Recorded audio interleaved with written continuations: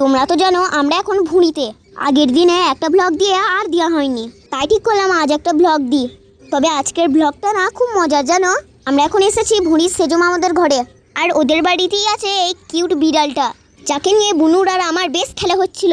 বারবার মনে হচ্ছিল ইস আমাদের বাড়িতে একটা যদি বিড়াল থাকতো কত আদরটাই না করতাম। খেলা করতে করতে সেজো মামা বললো, দেখি তোরা কতটা বড় হয়েছিস। এই বস্তার ভিতরে 2-3 মুড়ি ঢেলে দেখা দেখিনি, ঢালতে পারলেই জানবো তোরা বড় হয়ে গেছিস। তবে তোমরা টিনগুলো লক্ষ্য করে দেখো, ওতে মুখ ভর্তি করা মুড়ি রয়েছে, আর আমরা একটাও মুড়ি না ফেলে দেখিয়ে দিচ্ছি আমরা কতটা বাহাদুর।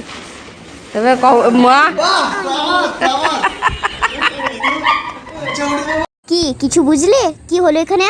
মা কতটা ল্যারেজ দেখো, আর একটা টিনে একটু মুড়ি ছিল, আর ওইটুকু মুড়ি ঢালতে গিয়ে মা বস্তায় না ঢেলেই মেঝেই সব ফেলে দিয়েছে। তাহলেই ভাবো ওখানে মায়ের অবস্থাটা। মা তো লজ্জায় পড়ে গেছে। চলো হেঁটে হেঁটে এখন এক জায়গায় যাব। যেতে যেতে রাস্তার পাশে মা দেখতে পেয়েছে একটা ফলের গাছ। মা রাহুল দাদাকে ডাকলো ফলটা পাড়ার জন্য। মা নাকি এই ফলটা সেই ছোটবেলায় খেয়েছিল, তার সাথে মা ভুলেও গেছে। এই ফলটা দেখতে পেয়ে মায়ের সে কি আনন্দ। তবে মায়ের আনন্দ দেখে আশেপাশের মানুষ বলছে এই ফলটা নাকি তারা খায় না, এই ফল খেলে মুখ দিয়ে গন্ধ করে। তোমরা কি জানো এটা কি ফল? বাইরেটা জামের মতো, ভেতরটা লিচুর মতো।